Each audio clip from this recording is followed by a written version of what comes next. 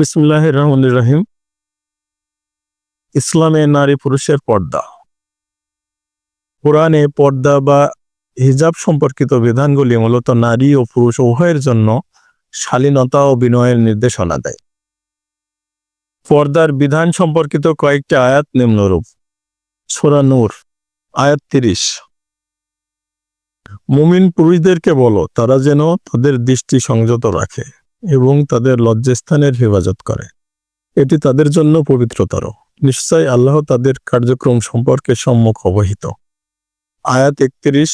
মুমিন নারীদেরকে বলো, তারা যেন তাদের দৃষ্টি সংযত রাখে এবং তাদের লজ্জাস্থানের হেফাজত করে। তারা যেন তাদের সৌন্দর্য প্রকাশ না করে, তবে যা স্বাভাবিকভাবে প্রকাশিত হয় তা ছাড়া। তারা যেন তাদের মাথার ওড়না বক্ষদেশে ফেলে দেয় এবং তাদের সৌন্দর্য প্রকাশ না করে, তবে তাদের স্বামী, পিতা, শ্বশুর, পুত্র, স্বামীর পুত্র, ভাই, ভাইয়ের পুত্র, বোনের পুত্র, তাদের স্ত্রী লোক, তাদের অধিকারভুক্ত দাসী, যৌন কামনা মুক্ত পুরুষ বা নারীদের গোপন বিষয়ে অজ্ঞ বালক ছাড়া। তারা যেন তাদের গোপন সাজসজ্জা প্রকাশ করার জন্য জোরে পদচারণা না করে।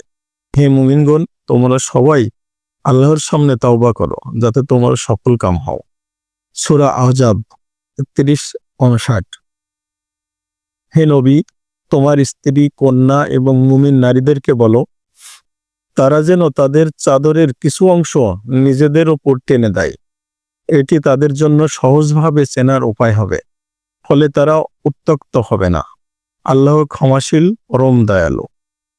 এই আয়াতগুলিতে নারীদের জন্য পর্দার নির্দেশনা দেওয়া হয়েছে, যাতে তারা তাদের সৌন্দর্য ও গোপনীয়তা রক্ষা করতে পারে এবং সমাজে শালীনতা বজায় রাখতে পারে।